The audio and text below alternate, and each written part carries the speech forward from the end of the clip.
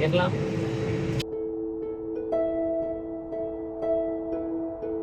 Donc, on vient d'acheter une carte SIM, puis on l'a pris dans la vending machine. Elle était 5 € de moins que le prendre dans les magasins. Yes, on s'en va chercher notre voiture. Cette fois-ci, on a décidé de dépenser un petit peu plus puis aller de gros luxe parce que si jamais on a besoin de dormir dans l'auto, on a pris quelque chose de plus spacieux. Puis c'est celle-là qu'on a choisi. Donc, vous voyez, tout l'espace. On va avoir dedans. Je pense que mon sac prend une place au complet dedans. On vient de prendre possession de la voiture. Déjà, je viens de manquer 2 bonnes scènes à filmer. Donc, Scott qui vient pour embarquer du mauvais bord de la voiture et aussi qui ne trouve pas comment démarrer la voiture. Mais c'est avec une clé parce que, tu sais, c'est une 2025, donc on s'attendait pas à ça. Pour notre 2e fois en Irlande, on a le goût de se donner la possibilité de faire du camping. Ce qu'on a eu comme conseil, c'est d'acheter notre tente au Decathlon ici en Irlande pour ne pas la traîner avec nous dans l'avion et s'éviter des frais supplémentaires et de la faire livrer à notre premier Airbnb. Fait que c'est ça qu'on a fait. Mais là, on s'est rendu compte qu'il y avait un Decathlon à 10-15 minutes de l'aéroport. Donc, on aurait pu juste atterrir, venir acheter ce qu'on a besoin ici, puis se sauver les frais de shipping. Mais c'est bien correct parce qu'on vient quand même s'acheter un petit surplus de matériel, donc du butane, possiblement une couverture, peut-être des trucs imperméables.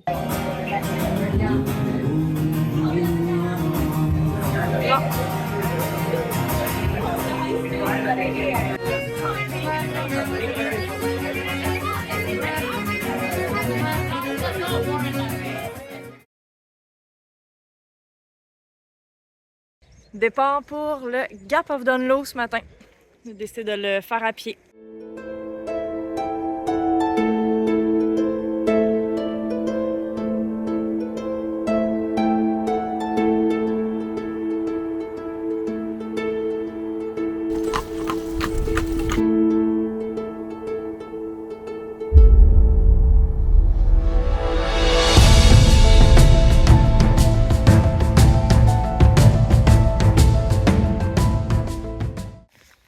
Là, 10 minutes, il faisait soleil. Puis j'ai dit, hey, merci la vie pour la température. Là, il pleut. Super belle randonnée. On suit une route asphaltée. C'est ouvert aux voitures, mais il faut venir tôt le matin si jamais vous voulez le traverser en voiture parce que c'est une voie simple qui est fréquentée par d'autres voitures, par des calèches. Venez tôt le matin, comme autour de 7-8 heures. Nous, on était ici à 9 heures, puis c'était quand même vraiment tranquille. Sinon, le faire à pied, ça se fait super bien, puis les vues sont extrêmement belles. Moi, je recommande vraiment de le faire à pied, honnêtement, parce que ça nous donne le temps de prendre des photos et d'observer les vues.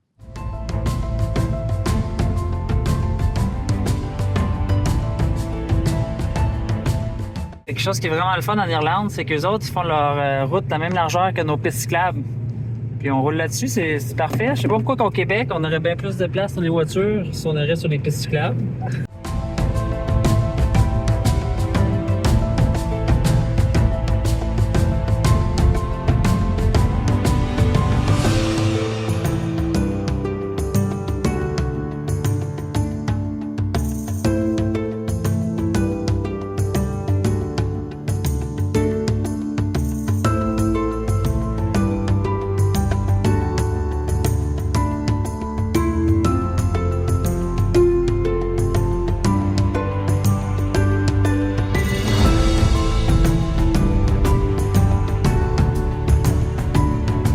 Maintenant, on s'en va voir un tombeau. On ne sait pas exactement qu'est-ce que c'est, mais on part par là.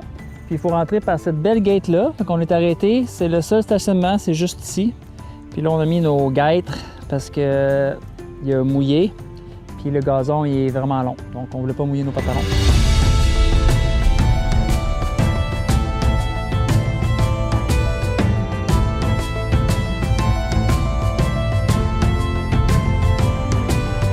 On a grimpé par-dessus les barbelés pour se rendre ici.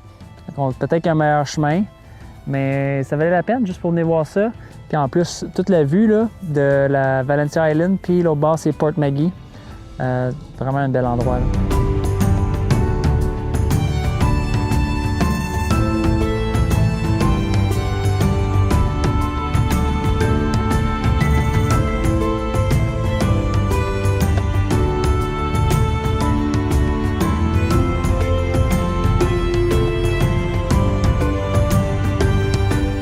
là, ce qu'on voit maintenant, c'est les premières traces fossilisées d'un animal qui est arrivé sur le sol, dans le fond, le dryland, la terre. Donc, ils appelleraient ça un tétrapode.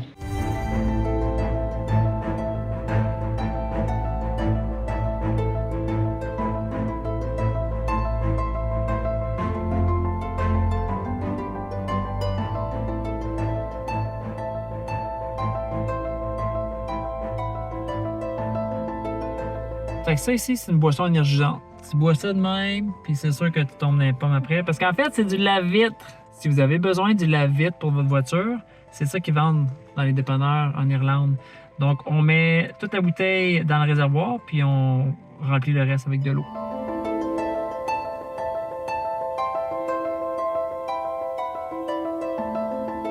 Vous vous souvenez que j'ai acheté ma carte Sims à l'aéroport, mais dans une distributrice? Puis je l'ai faite parce qu'on a sauvé 5 € sur la carte Sims. Mais là, après quelques jours, 2 jours à peu près, la carte Sims, ça marchait plus. Puis là, c'était difficile de rejoindre la personne.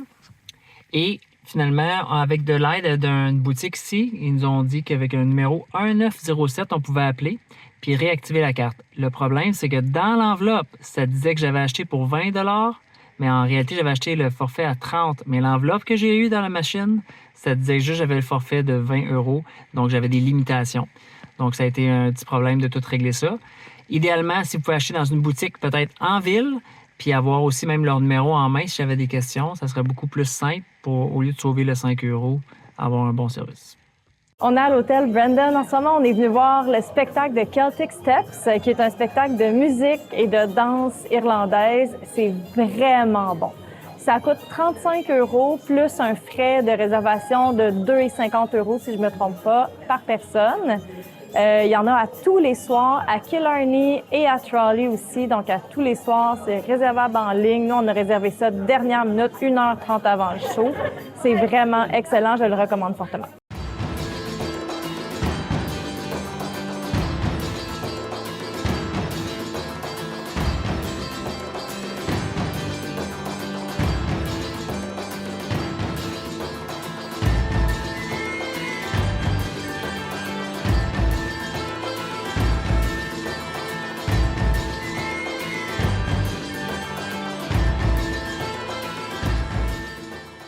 Fait qu'on est à Dingle, dans une ferme où est-ce qu'on a le droit de nourrir les animaux. Donc, ça coûte 2,50 € par personne.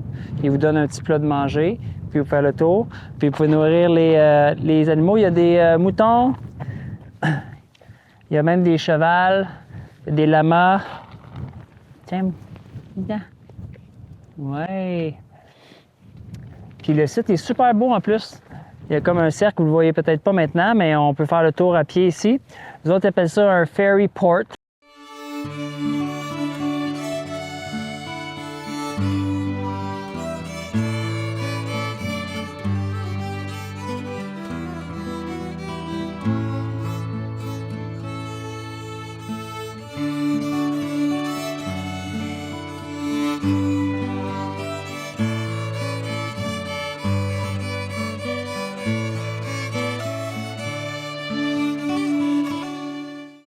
Le cercle qu'on parlait tantôt, ça s'appelle un ferry fort.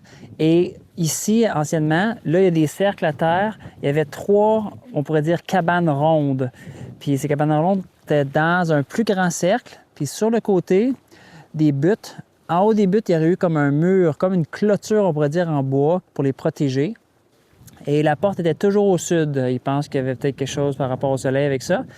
Ensuite, même en dessous des maisons, il y avait des tunnels pour s'échapper si jamais ils se faisaient attaquer ou quoi que ce soit.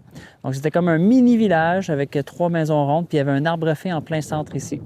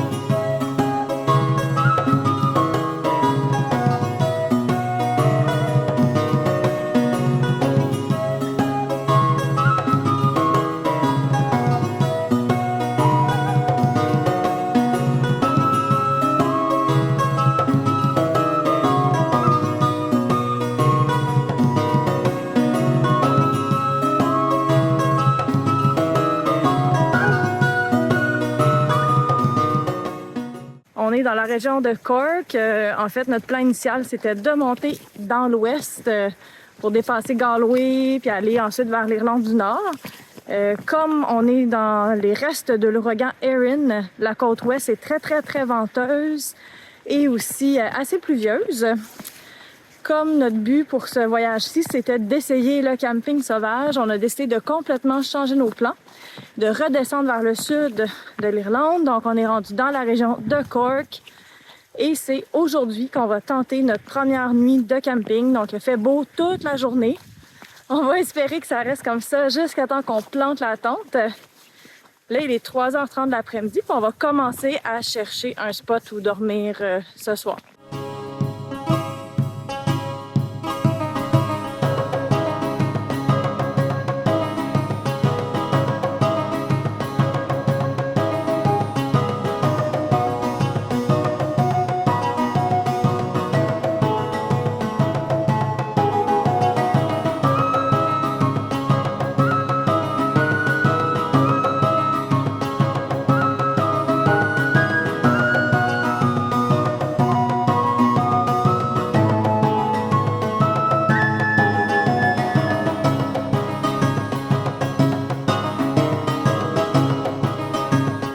On a trouvé notre premier spot de camping sauvage.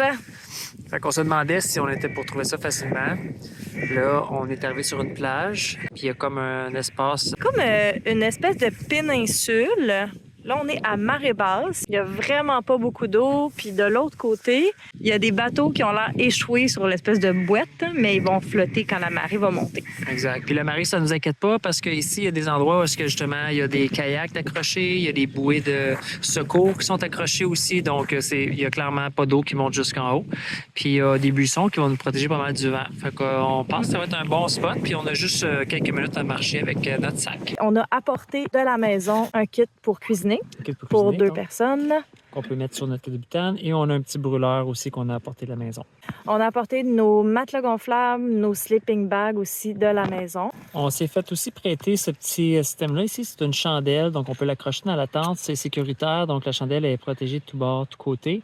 Puis, donc, ça peut enlever l'humidité dans la tente, même durant la nuit, si on a besoin. Celui-là se vend au sale. Pour la tente, on a opté pour un modèle 3 places. Donc, il y avait le choix pop-up tent. On a choisi une tente avec des piquets normales parce qu'en fait, la pop-up tent ne venait pas avec des piquets pour la fixer au sol. En Irlande, on se disait qu'il va y avoir beaucoup de vent, donc on veut des piquets absolument. Aussi, la pop-up vient sous une espèce de forme de disque aplati. Donc, gros disque aussi. Oui, donc si jamais on voulait faire une petite randonnée, aller dormir quelque part là, un peu loin de la voiture, on se disait que ça serait pas facile à traîner. Donc, on a opté pour une tente un peu plus classique qui se monte en 3 minutes. Ouais, vraiment rapidement. 3 places pour nous donner de l'espace aussi pour nos sacs.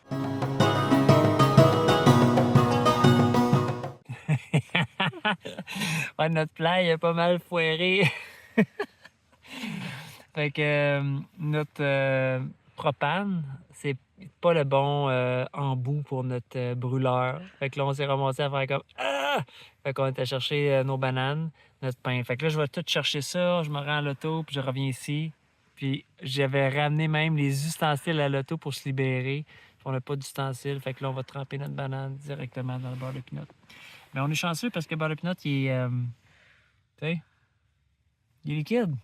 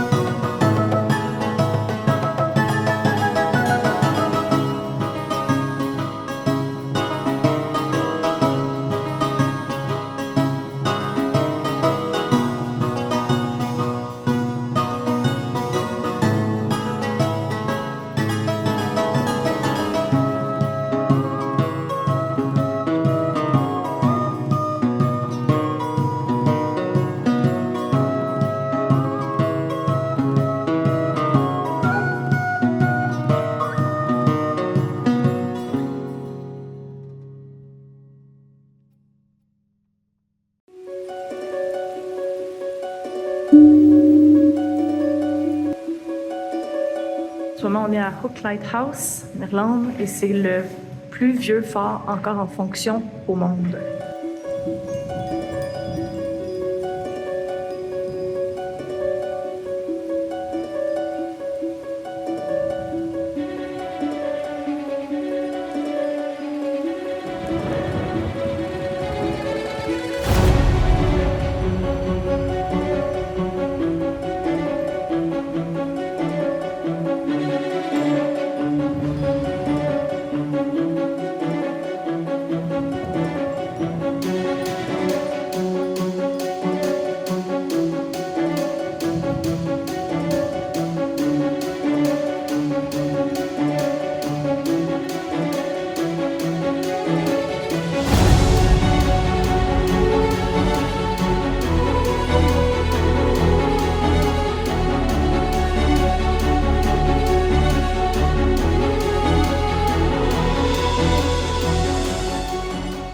Ça ici, on appelle ça du cage work. Puis en Irlande, puis en Angleterre aussi, ils faisaient des murs ici en bois. Puis entre les murs de bois, ils appellent ça le cage work. Donc c'est comme un tressage de baguettes de bois molles. Donc ils pouvaient passer en tressant comme ça.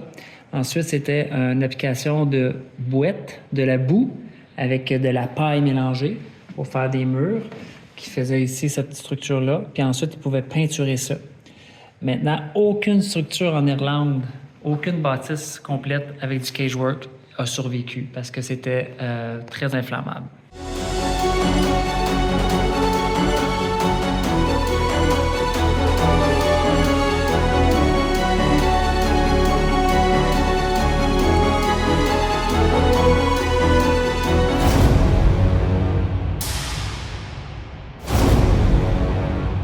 Scott, qu'est-ce que tu fais? Enlève la crotte.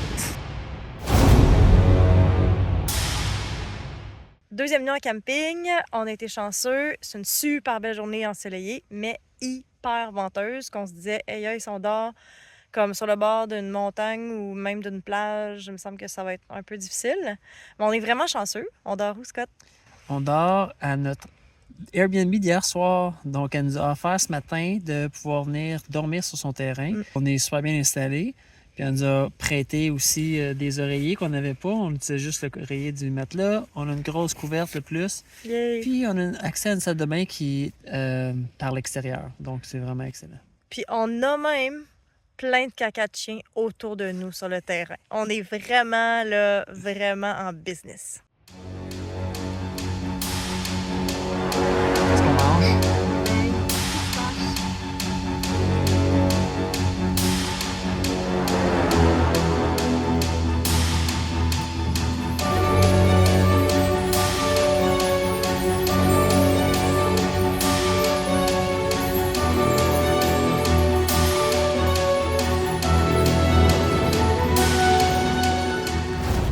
Mini arrêt au Harbour Bar qui a été notre premier arrêt dans notre premier voyage en Irlande. Ça avait été un endroit coup de cœur.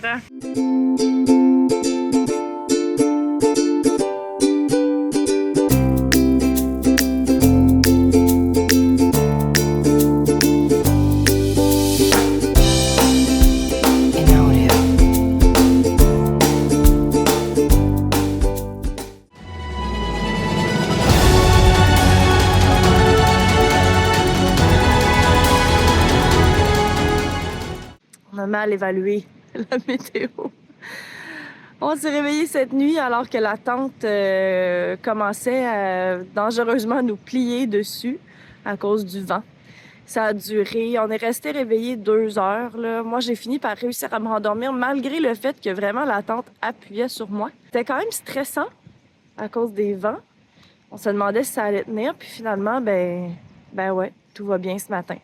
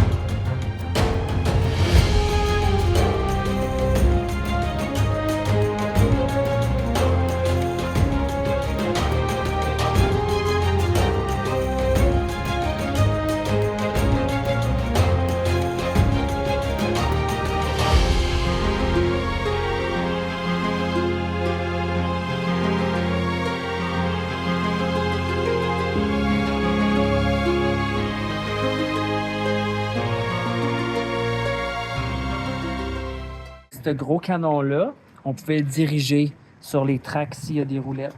Donc, les gardes devaient le pousser sur un bord ou sur l'autre pour aligner leur tir. Puis, il y avait quelqu'un qui se tenait ici comme ça, avec les deux mains. Il pouvait regarder le canon. Puis, dans le fond, ce qu'on veut, c'est viser. Fait qu'il pouvait regarder la derrière du canon, qui est le carré qui est là, avec le point. Avec ça, il pouvait dire « OK, je suis aligné avec ma cible. » Donc, les autres, ils devaient pousser pour se placer, mettre la hauteur. Ensuite, ben, ils lançaient le boulet de canon.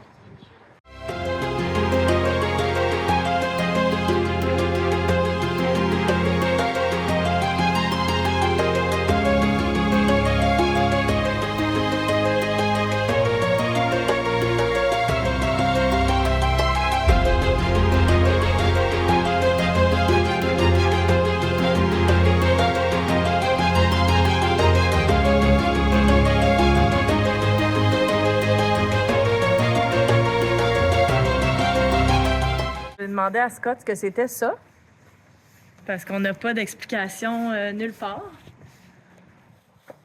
Ben, moi, mon hypothèse, c'est que c'est un panier de basket pour quand les bateaux tiraient des boulets de canon vers le château, s'ils pognaient le trou, il y avait un point.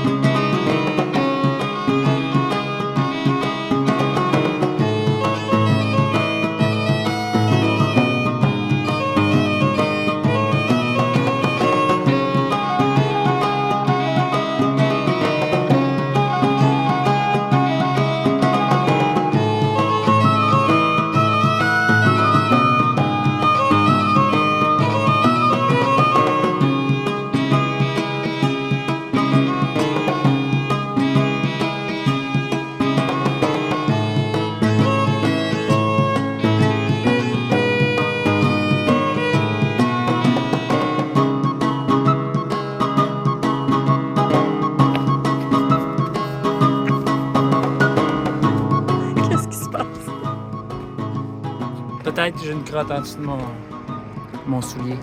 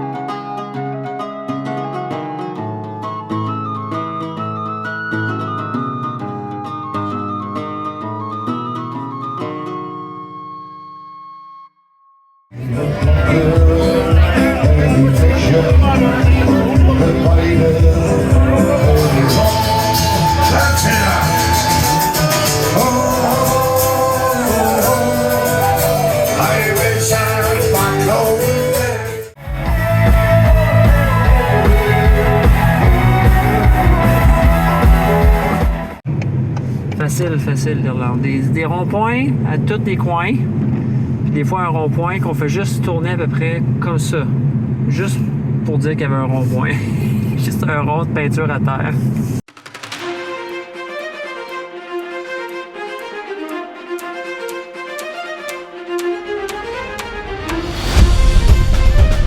Fait que ça ici, c'est un site où la messe était servie au 16e et 17e siècle, quand c'était interdit de pratiquer la religion catholique en Irlande.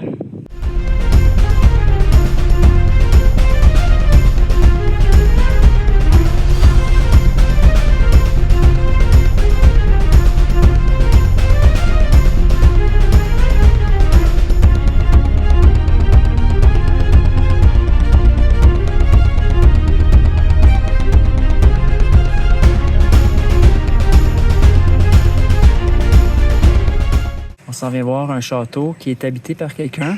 Puis il ouvre son château tous les jours pour les gens à venir. Fait que là, on sait pas, on va cogner.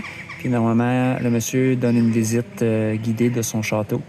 Fait que ça a l'air que c'est un château qui a eu plein de malheurs ou de bloodshed ici. Donc, on va aller voir ça.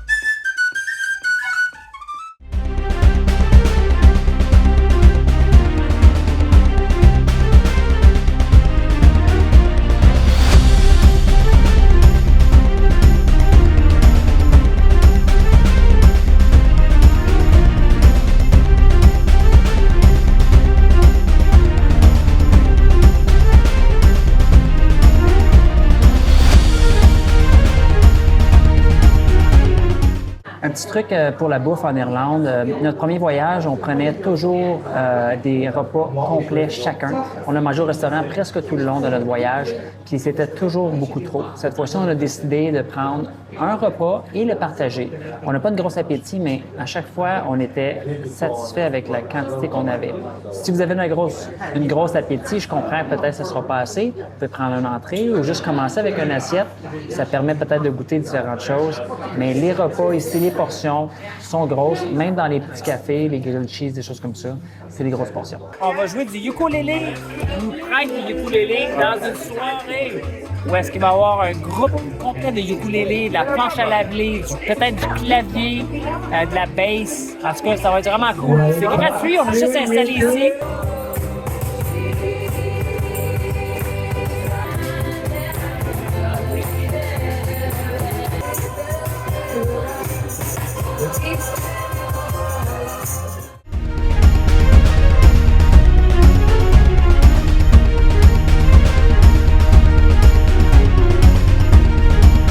Là, Mélanie, je vous raconte mon histoire de café parce que tout le long de notre voyage en Irlande, je prends tout le temps des lattés. Puis souvent, je me plaignais que ça goûtait pas assez de café. Mais sur le menu, il y a toujours écrit flat white. Puis pour moi, flat white, ça sonne plus comme du lait, tu sais, presque pas de café. Aujourd'hui, je m'informe, ce qu'il me dit, un flat white, c'est qu'il y a moins de lait, c'est la même quantité de café, moins de lait. Je fais comme, ah ouais? Ben, j'en veux un. Puis je m'en prends un, puis c'est le meilleur café que j'ai eu de tout le voyage. On quitte demain. Puis le flat white, il est moins cher.